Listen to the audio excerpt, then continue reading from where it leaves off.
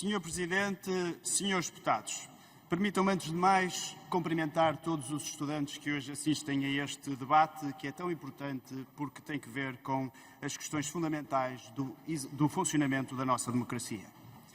Decorreram apenas 140 dias desde a última vez que nesta Câmara discutimos a matéria das leis eleitorais. Repito, 140 dias. E a pergunta óbvia que devemos colocar é esta: o que mudou em 140 dias que justifique que os partidos se reúnam novamente para discutir este tema que, ainda que com a sua relevância, surge num contexto onde os partidos aqui representados não fizeram nenhuma aproximação que justifique a renovação da discussão num tão curto espaço de tempo.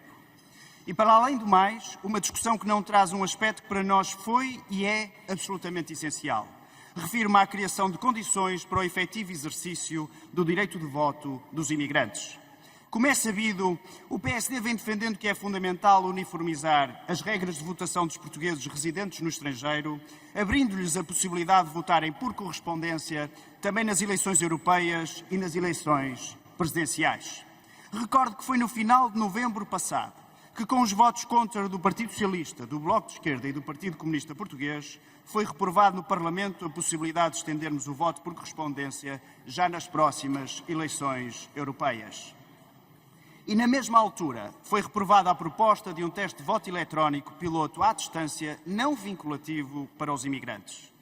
A questão que se impõe perguntar, então, é qual a legitimidade daqueles que propugnam pela defesa e valorização do voto dos portugueses, quando, por exemplo, em relação aos imigrantes, temem as suas decisões.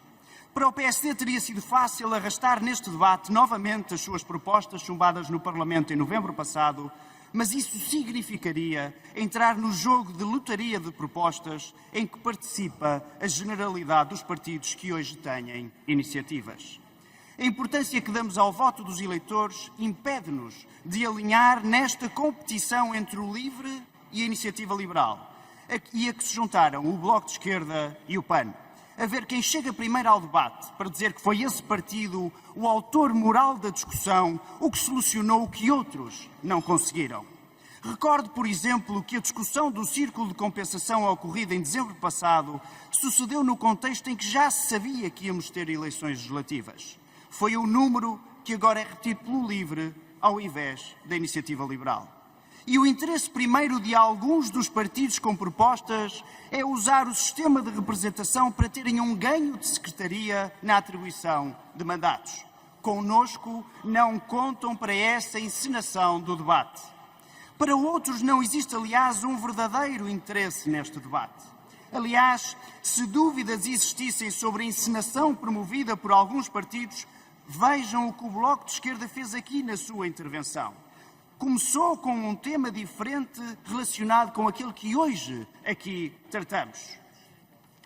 Senhor Presidente, senhores deputados, já que falamos de leis eleitorais, deixem-me também desmontar um argumento que o Partido Socialista tem utilizado para desviar a atenção da necessidade de alargamento do voto por correspondência dos imigrantes.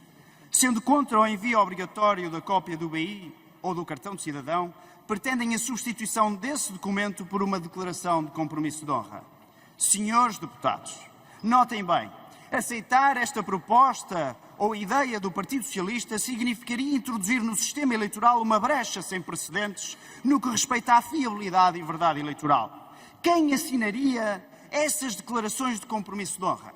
Que garantias teríamos de que o voto passou pelas mãos do eleitor? Nenhuma, nem sequer a réstia de uma crença.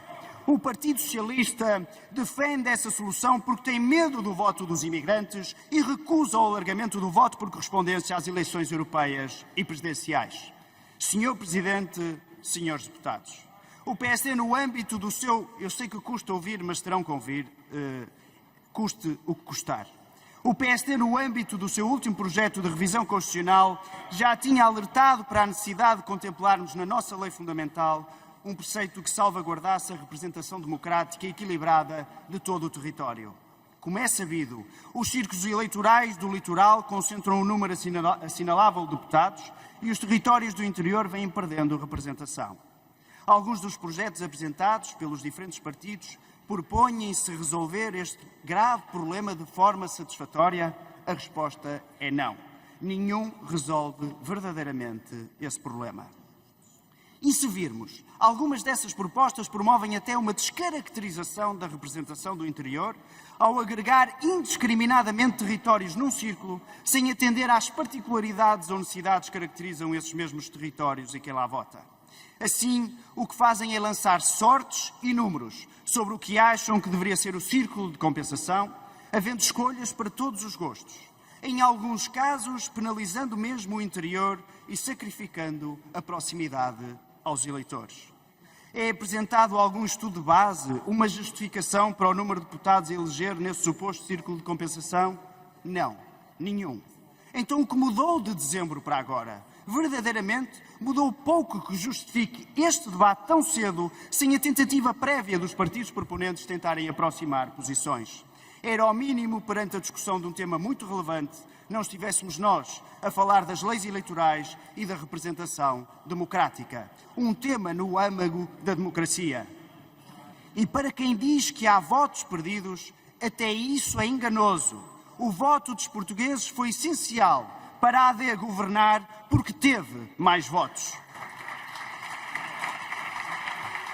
Mas esta discussão não pode ser descontextualizada da reforma constitucional e do sistema político, como tive a oportunidade de referir no debate em dezembro. E o PSD neste campo também não recebe lições de nenhum partido, pois ao longo do tempo fomos parte da construção do regime democrático. Recordo, por exemplo, que em 1990 a proposta de lei 151 da 5ª legislatura, proposta pelo governo do PSD, permitiu, com o consenso possível, a redução do número de deputados de 250 para os atuais 230.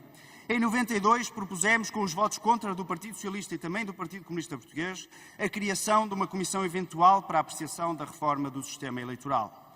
E após um amplo debate, com a participação inclusiva da Comissão Nacional de Eleições, em 1992 apresentamos o projeto de lei 225 da 6ª legislatura, que visava aos propósitos anteriormente rejeitados e alterações ao modo de votação.